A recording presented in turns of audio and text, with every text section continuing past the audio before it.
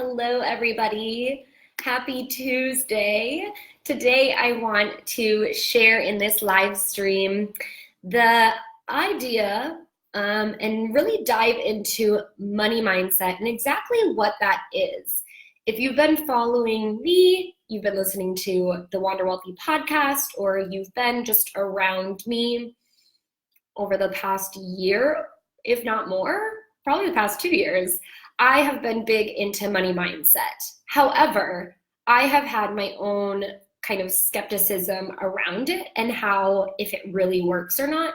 And so I really wanted to peel back the layers and understand what is money mindset for those who are the skeptics or the doubters, and identify if it's really just kind of a woo-woo concept or if it really has some basis that can help change your life and your business when it comes to money. So if we break it down, money mindset is really just a category. It's a kind of a topic that breaks down into a lot of different pieces. But at the root, it's really the way that we think and we feel subconsciously about money.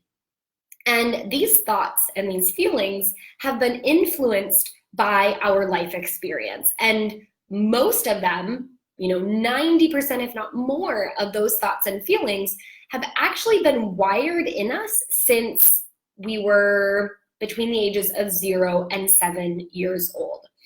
So money mindset really has to do with thought and feelings, and that is all stuff that we typically store within our subconscious mind, the subconscious part of our brain that is truly going through the developmental stages between ages 0 and 7.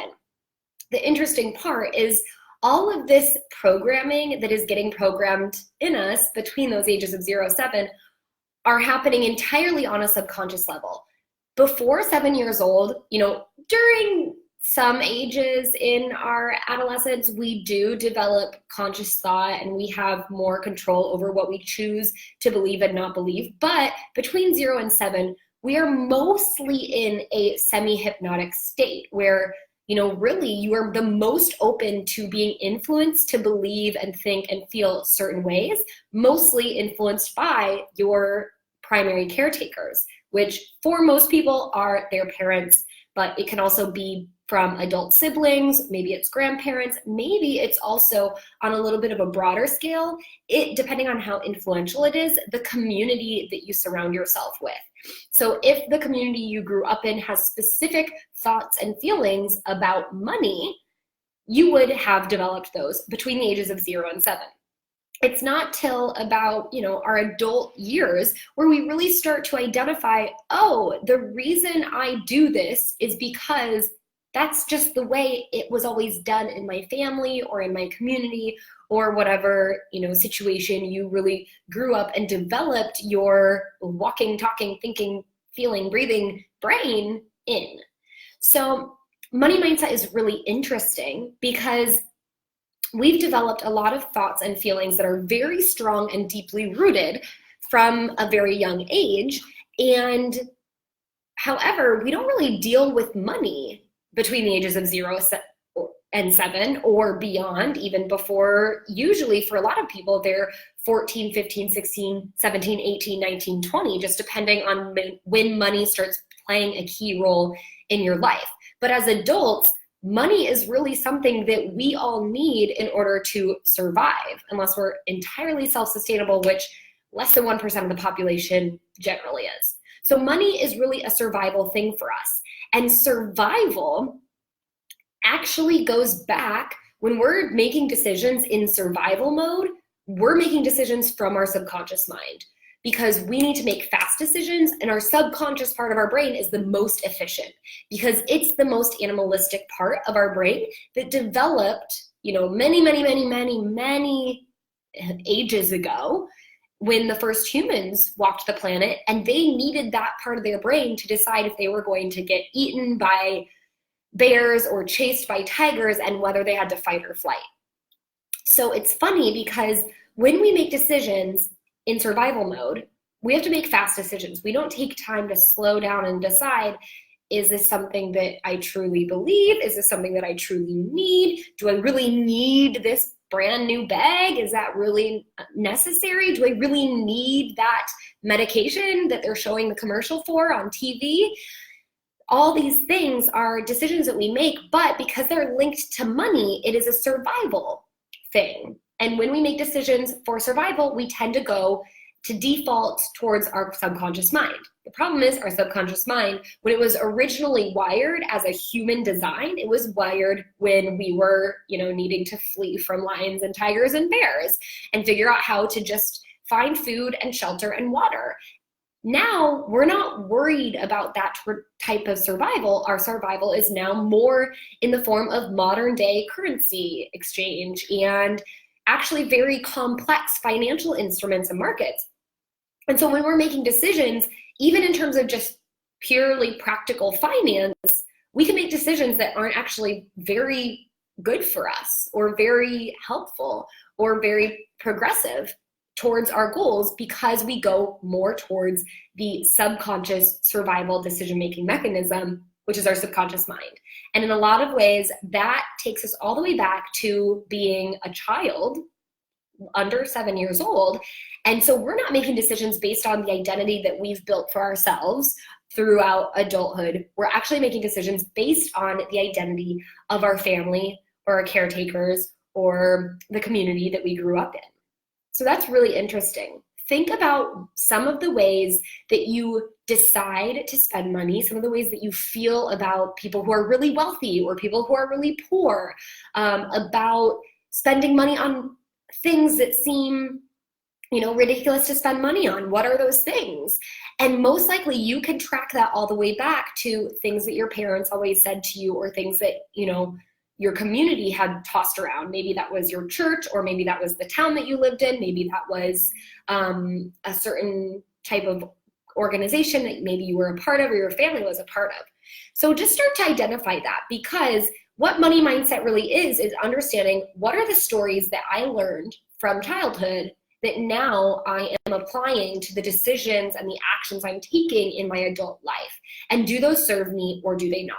And for most people, they end up not serving them because we, not to get too in the weeds with it, but because we usually take a decision to stay loyal to our family members or the people that brought us up in the world between the ages of 0 and 7. So we want to please them. So we'll stay within the realm of what is acceptable for them, but may not be acceptable for us now.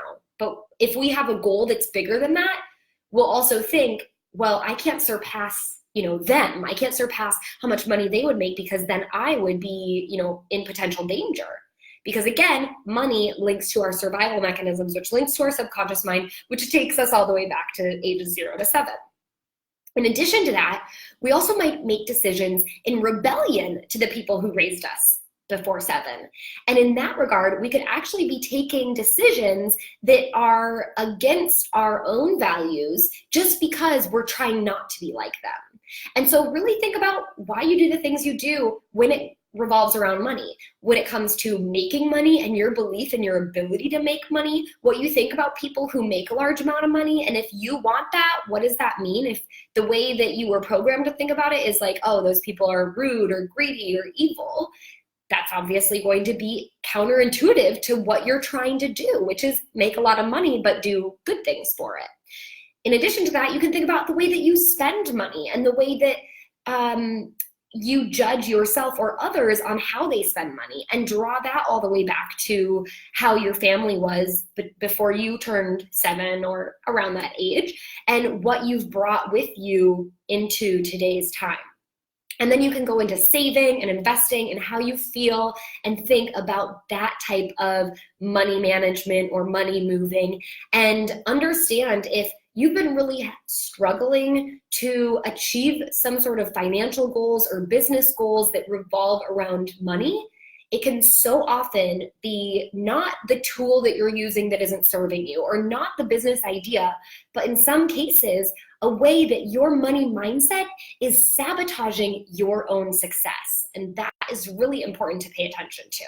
So if this is something that you're now starting to go, okay, I was a doubter, I was a skeptic, but it's starting to make sense. I do see the connection of the science and how there's basis here. And I can recall, I can pinpoint certain things that have been holding me back, that I can imagine how they've been basically implanted into my subconscious mind and how I've brought them forward into adulthood. And I get it. I see it and I want more. If this is something that you want to dive more into, you want to learn some of the exercises to further identify what's holding you back from success when it comes to money stories and money blocks and overall your money mindset, and you want to learn how to reverse these money stories or reverse the blocks or change them into a more positive light or totally get a transformation in terms of money mindset, then I invite you to join us for our Payday Party workshop. So if you are a business owner, this is going to be a perfect opportunity for you to join us to start identifying those money mindset blocks, start using exercises to rewire some of that subconscious programming. And the good news is you can rewire the way that you think and feel about money so that it is in an abundance place and it is in servitude towards the goals that you're trying to get after. So you can rewire it, and I'll teach you some of the different exercises, steps, and tools you can use to start rewiring those subconscious money blocks and negative money stories. And from there, we're also going to dive into a really great practical financial system that you can implement so that you can be supported from the practical aspect, but also know that you've done the work on the money mindset aspect to really see financial success. So the system is all about how you can identify purpose-driven revenue goals, because the subconscious mind, in a money mindset standpoint, loves specificity. So we're going to get them down to the penny.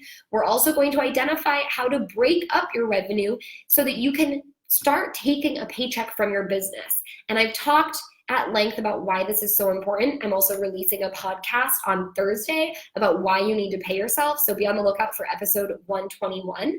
But it is so important, and you definitely want to make sure you're taking a paycheck so you can build a healthy, sustainable business on a really strong foundation. So if you're ready to grow and scale, but you've been continually knocked down or you're not really sure how to get to that next level, having a strong financial foundation is super important.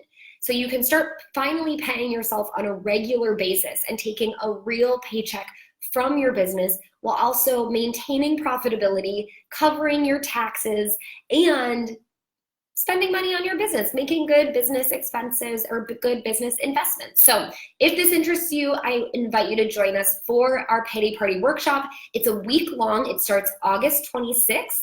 Registration is now open at wanderwealthy.com/party. You can get in before the deadline of August 25th. The doors will close so we can kickstart on August 26th, and there will be 4 live classes where we'll meet on Monday, August 26th, Wednesday, Thursday of that week, and then the following Tuesday in September. So we'll go for the full week, maybe a little bit longer, and you'll get to attend live classes to work on the money mindset and the practical system implementation. And you'll get access to my financial dashboard that I provide many of my clients when we get started, that is super detailed and will get you started in a really great way to identify, again, those purpose-driven revenue goals and the breakdown of that revenue so you can start taking a paycheck and really know that what you're shooting for, now you have specificity around it, and there is reason, there is motivation and purpose built in. So you're really going to supercharge your goals and being able to make progress towards those goals. So wanderwealthy.com/party. I hope to see you there. Remember, registration closes on August 25th, so get in soon. There's also limited spots, so we want to see you in there, and we can't wait to get started with you, totally changing your money mindset so you can make more money and manage your money with ease. All right, thank you so much for tuning in today. I will see you next time.